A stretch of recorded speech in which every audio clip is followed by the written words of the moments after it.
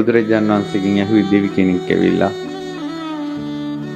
ස්වාමීනි ඇස් දෙන් ලැබෙන්නේ මොනවද උනොත්ද? දීපදෝ හෝති චක්කුදෝ. පහන් ආලෝක පූජා කරනකොට ඇස් ලැබෙනවා. ලස්සන ලැබෙන්නේ මොනවද උනොත්ද? වස්ත්‍ර දුන්නොත් ලස්සන ලැබෙනවා. ඊට පස්සේ හුවා සැපේ ලැබෙන්නේ මොනවද දුන්නොත්ද? යාන වාහන දුන්නොත් සැපේ ලැබෙනවා.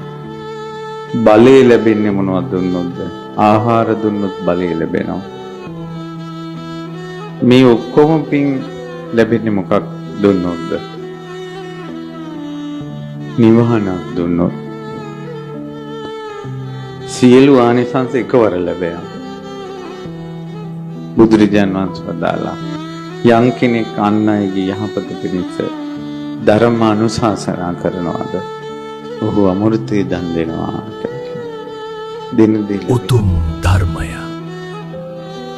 ඉතින් ඒ නිසා සෙනසුන් පූජාව අතර කුටි සෙනසුන් තමයි අග්‍රම පූජාව. බුදුරජාණන් වහන්සේ වදාළා බුද්ධ ප්‍රමුඛ මහා සංඝ රත්නයේට දානයක් දෙනවට වඩා මහත්ඵලයි මහනිසංසයි සිව්දිගින් වඩින සංඝයාට කුටි සෙනසුන පූජා කිරීම. එතකොට පැමිණි නොපැමිණි සියලුම සංඝයා නියෝජනය වෙනවා සාංගික කළ පූජා කරනකොට. ඒකට හේතුව තමයි දැන් වැඩ ඉන්න සංඝයා අඤ්ඤා කොණ්ඩඤ්ඤ මහරහතන් වහන්සේගෙන් පැවතගෙන එන සංඝ පරම්පරාවෙම එක්තරා තැනක පුරුකක්. දැන් ඉන්න සංඝයා අතීත සංඝයා නියෝජනය කරනවා. දැන් ඉන්න සංඝයා හිටියොත් තමයි අනාගත සංඝයා බිහි වෙන්නේ. නිසා දැන් ඉන්න සංඝයා අනාගතයේ සංඝයාත් නියෝජනය කරනවද නැද්ද? එතකොට අතීත අනාගත වර්තමාන තුන් කාලෙම සංඝයා නියෝජනය කරනවා. එතකොට දකුණු දිශාවෙන් ආවත් සංඝයා සංඝයාමයි.